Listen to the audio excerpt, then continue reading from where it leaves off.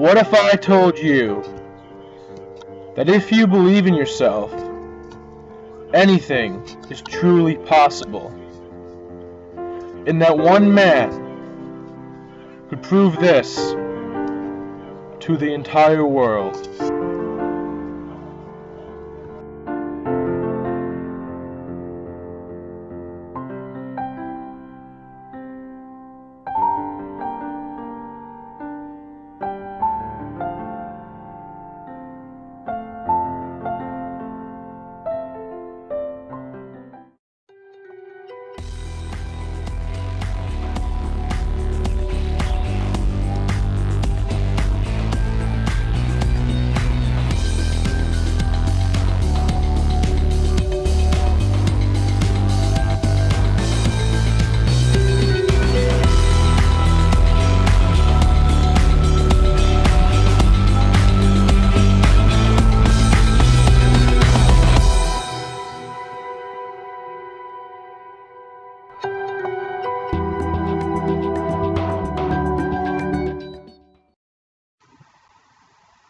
In 2004, Time magazine published an article on the horrific genocide in Sudan. This article changed Nate Boyer's life forever.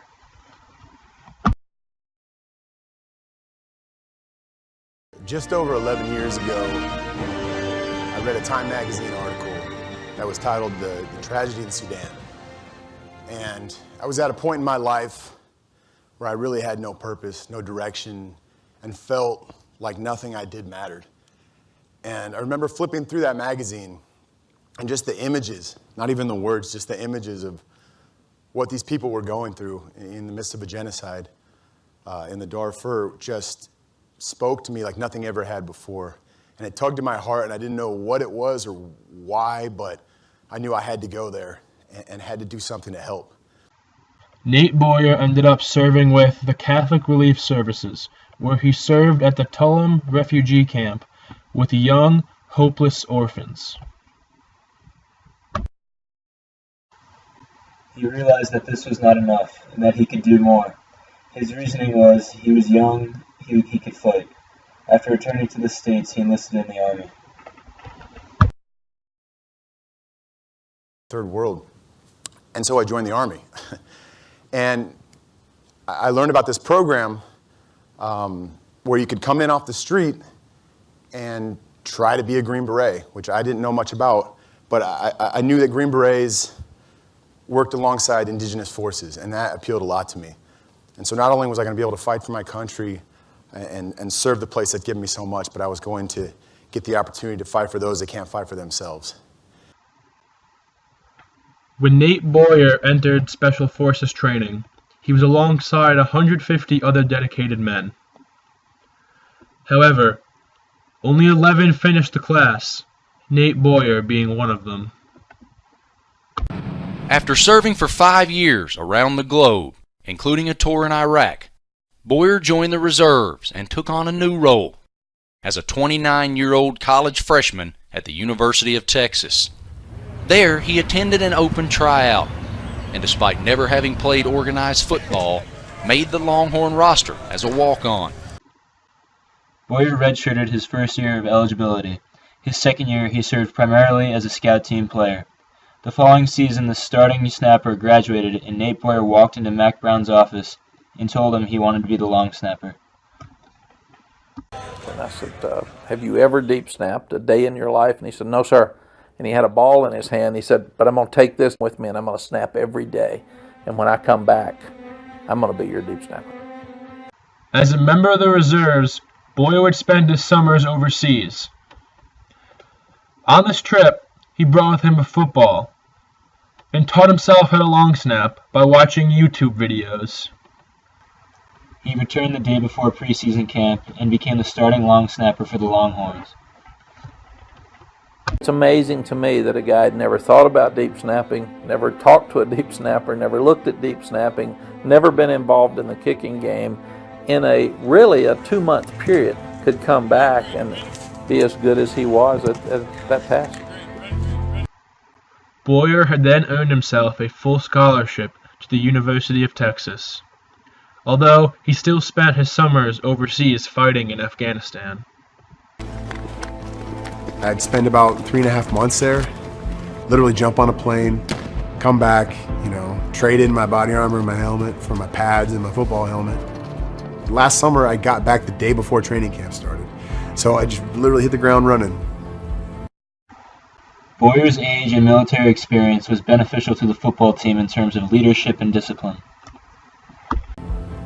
We'd be in the middle of two-a-days, and they'd be griping about too much practice and how hot it is in Austin, Texas. And I'd say, Nate, come here. Tell them about sitting in a foxhole at 117 degrees with 50 pounds of armor and a helmet on with people shooting at you. And he'd get up and say, you guys are clueless. Oh my gosh, quit being babies. After graduation, Boyer declared for the NFL draft. Although he went undrafted, minutes after the draft ended, he got a call from Seattle Seahawks head coach Pete Carroll, who invited him to try out for the Seahawks.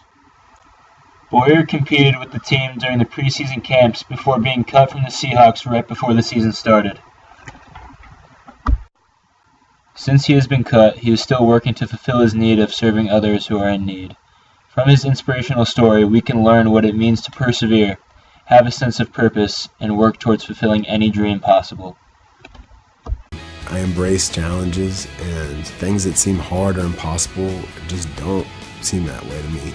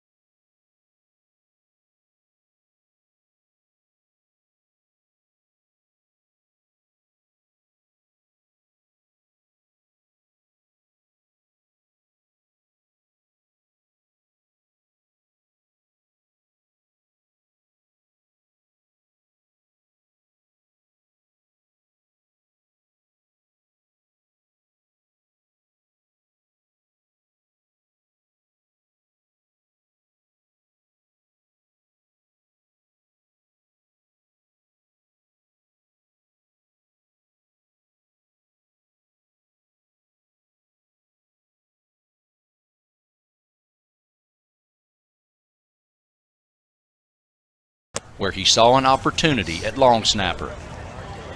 He would become the Longhorns' full-time long snapper, earning a full athletic scholarship while spending his summers over.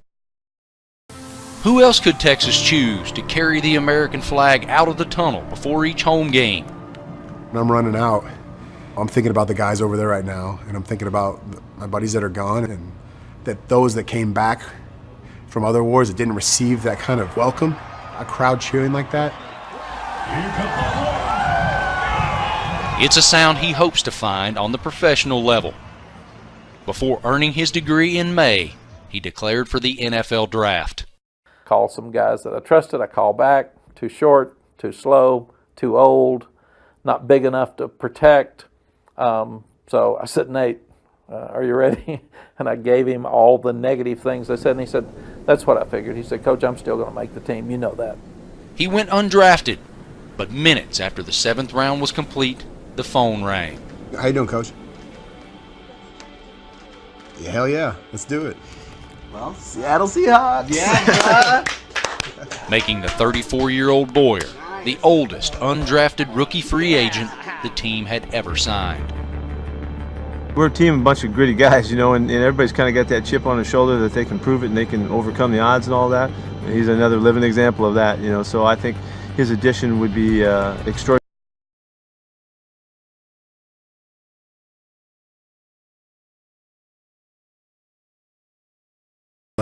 We're the best, even at my position, but I'm always going to be working.